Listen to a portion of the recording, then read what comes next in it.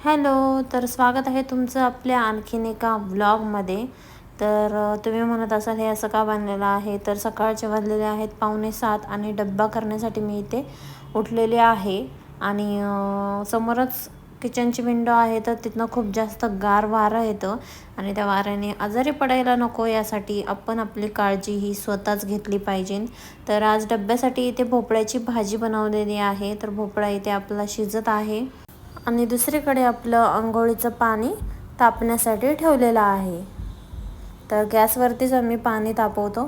तर पाणी आपल्या इकडे तापत आहे आणि इकडे कणिक जी आहे ती आपण छानपैकी मळून घेतलेले आहे. आणि सकाळ सकाळ बापरे, एवढं थंड पाणी आहे की हातसुद्धा घालू वाटत नाही आहे पाण्यामध्ये. एवढं थंड पाणी आहे, हातांना पार झिंझिण्या येत आहेत. पण आता त्यावर काही इलाज नाही आहे, करावं तर लागणारच.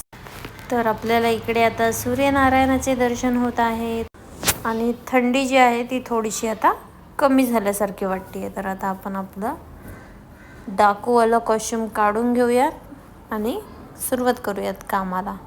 तर इथे मी जे आहे ते वाटण असं बनवून ठेवलेलं आहे, ते फ्रीजमधनं काढून आता यामध्ये भाजीमध्ये आपण 2 चमचे टाकून घेणार आहोत. वाटण टाकल्यामुळे भाजी जी आहे ती मिळून येईल छान अशी. आणि भाजी पुन्हा एकदा आपण आता हे वाटण जे आहे ते भाजीमध्ये शिजवून घ्यायचं आहे. ताटावरती पाणी टाकून घ्यायचं आहे आणि हेच गरम झालेलं पाणी आपण भाजीत टाकून भाजी शिजवून घेणार आहोत.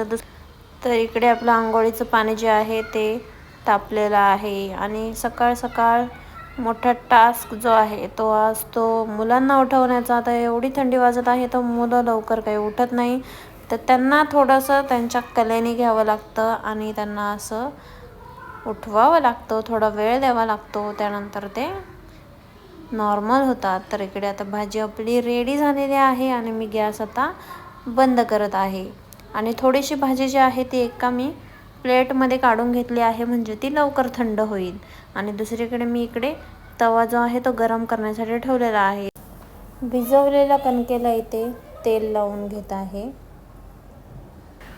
तर एका गॅसवरती मी दूध तापत ठेवलेलं आहे आणि त्यामध्ये मी हळद टाकून देणार आहे, कारण की थंडीमध्ये लवकर सर्दी वगैरे पकडते लहान मुलांना आणि त्यामुळे जास्त प्रमाणामध्ये कफ होऊ शकतो. त्यामुळे इथे मी तिला हळदीचं दूध जे आहे ते देणार आहे आणि त्यामध्ये गूळ देखील टाकणार आहे. तर दूध जे आहे ते छानपैकी असं उकळलेलं आहे आणि त्याचबरोबर इकडे आपली चपाती देखील रेडी होत आहे.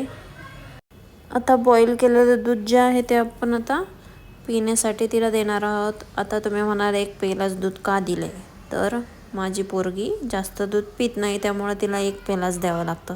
तिला ग्लासभर दिला की झालं रडायला सुरुवात सकाळ सकाळ. त्यापेक्षा 1 पेला हा तिला कमी वाटतो आणि ती तेवढंच दूध पिते. तर आता गूळ आपण मिक्स करून घेणार आहोत. आंघोळ केल्यामुळे तिला थंडी वाजत आहे आणि तिने अशा पद्धतीने गरम दुधावरती आपले हात जे आहे ते ठेवलेले आहेत. तर आता आपण तिचा टिफिन जो आहे तो बॅगेमध्ये ठेवून घेऊया. तर स्कूलचं सगळं उरकून काव्य आता झालेले आहे फायनली स्कूलला आणि झालेले आहेत 8:05.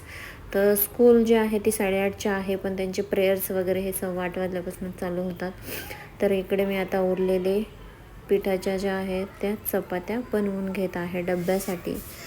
तर माझं चपात्या वगैरे करून झालेल्या आहेत आणि निवांत वेळ जो आहे तो आता मला माझा भेटलेला आहे. तर या सगळ्यांनी ब्लॅक टी प्यायला, तर सकाळ सकाळ ब्लॅक टी पिलेला हा चांगला आहे ॲसिडिटीसाठी. तर इकडे दुपारचे आता 3 वाजलेले आहेत, आमची जेवणं वगैरे झालेले आहेत. तर पटपट घरातली कामं उरकून आम्हाला जायचं आहे मूवी पाहायला आणि मूवीचं नाव आहे मोआना 2. तर इकडे आम्ही सगळेजण आता रेडी झालेलो आहोत 3घेजणं आणि आम्ही निघालेलो आहोत मोआना 2 पाहायला. ॲक्च्युली ती फर्स्ट टाईम थिएटरमध्ये चाललेली आहे.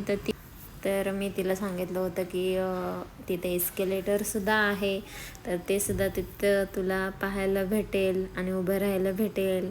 तर तिला खूप जास्त असं कौतुक वाटत होतं त्या गोष्टीचं. तर इथे आता आम्ही आमचं तिकीट जे आहे ते दाखवलेलं आहे आणि काल सगळीकडे तिकीट जे आहे ते 99 रुपीजला होते. तर तिकीट जे आहे ते आम्ही इथे दाखवलं आहे आणि आता आम्ही चाललेलो आहोत मूवी पाहायला. आणि आता फायनली ती वेळ आलेली आहे जिथे ती इस्केलेटरवर उभी राहणार आहे. तर ती बघा कशी घाबरते, जातच नाही आहे. तर पटकन असं करून ती आता गेलेली आहे इस्केलेटरवर आणि तिला खूप छान वाटली ती गोष्ट की तिने फर्स्ट टाईम एक्सपिरियन्स केलेला आहे. चाललेले आहे थिएटरमध्ये आणि इकडे बघा तिला म्हटलं इकडे बघ तुला कसं वाटतंय, तर ती खूप हॅप्पी होती. आणि फायनली ते जे आहे ती मूवी जी आहे आमची स्टार्ट झालेली आहे, मोआना 2. तर घरी येण्यासाठी आम्हाला वाजलेले आहेत 6:30. तर दिवा वगैरे लावून झालेला आहे आणि संध्याकाळची स्वयंपाकाची तयारी इकडे होत आहे. तर कसा वाटला तुम्हाला आजचा ब्लॉग हे नक्की सांगा. लवकरच भेटूया आणखीन एका ब्लॉगमध्ये. Till then bye bye.